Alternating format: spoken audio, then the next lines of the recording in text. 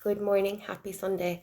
Um, so I was writing a reply back to Adele's comment, and as I was writing, I thought, hang on a minute, this is maybe something that more people maybe need to have a think about. So maybe we'll do a video. Now it was in relation to me doing a video saying that once you separate Jesus from the church, a whole new world and God, a whole new world opens up. So Adele says, I find the closer I get to Jesus, the further I get from the church. Plus, I now see the Bible as a letter from God to us for guidelines, protection, and love. Now, I'm the very same. And it suddenly all makes a lot of sense to me why I was so against the church, why I, as an establishment, why I felt so uncomfortable in some churches. I do believe that organized religion was created as a control. It was to control us. And I really do believe that it was conditioning us in a certain way, sit here quietly, don't do this, get up, sit down, do this, do that.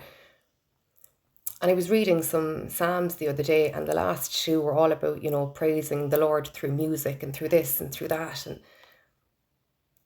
why do they want us to sit quietly? Why do they want us to be obedient? I believe there are a lot of people that are coming out quite strongly as Christian warriors at the moment, and a lot of those people tend to have the same story. No, I didn't want anything to do with it when I was younger. I found my own way with it as I got older, and that's when I kind of understood things, and that was certainly the case for me. And I wonder, was that all part of it? Was that all part of it, to make it be unbearable for the type of people that we are, to call out injustice, to not be conditioned, to not be, they tried to make it impossible for us to be there. So we just turn away, want nothing to do with it, and hope that we never reconnected with it. But we all did. I wonder, was that deliberate? Push us away, push us out, so we'd have nothing to do with it, Now, I've told this story before.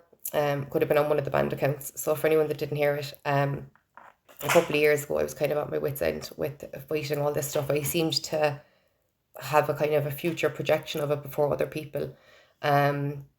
I seemed to get a very fast and brutal awakening, going down a lot of rabbit holes, and a lot of things became very clear to me very quickly. It was quite a difficult time, actually.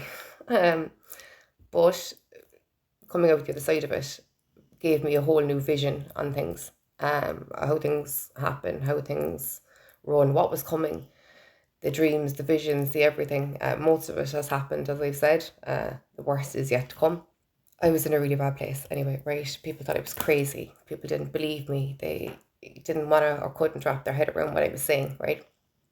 And it's a very kind of a lonely time and a lonely road as well. And you lose people and whatever, blah, blah, blah.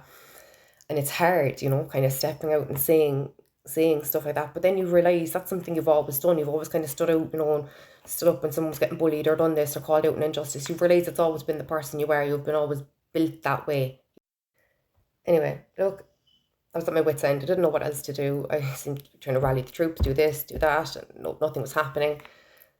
And I sat at this kitchen table one night and I just said, I tried to pray, will I? So I did. And I said to myself, sure, what's going to be listening? There's millions of people talking to him every day, Debs. He's not going to hear you and be listening out waiting for you, when you're not there every day, And I heard right there, I heard my ear right next to me and right here. And I mean, the flood of emotion that came over me was something that I have never felt. I couldn't respond. It was a warmth, it was a safety, it was a love. I had this vision in my head. It was like I was seeing, it was like two paintings at right angles, right? It was a landscape, but it was a person. I can't get into it and explain it better than that, right? It's just what it was, right? I knew what it was, I knew who it was, even though it was depicted as a landscape. I felt an arm around me, and I felt the tears. I mean, bucketed out of my face. They just poured and poured and poured. The emotion that flew through me, I was unparalleled, right? And then I heard, so after hearing I'm right here and all this is happening, then I heard I always have been. And I had been for a time before that, say kind of from my mid-30s, I was kind of separating that it wasn't what we were taught, that there was, even God said himself that his church would be infiltrated and his children would be turned away from him, the church being his home. He said his home would be infiltrated, his church and his children turned on. We were, by everything they did, by the atrocities that were committed, by all of this stuff, I'm trying to fit in a lot of information. It's about 4 years of stuff that I'm trying to like figure out as I'm going along.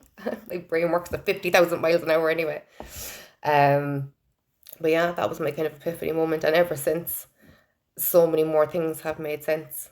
I think that maybe if we think about that, it would make a lot of sense to a lot more people too. So stay on your path, trust his path for you, trust that everything up to this point has been for a reason, not a season, and we are going to come out the other side of this.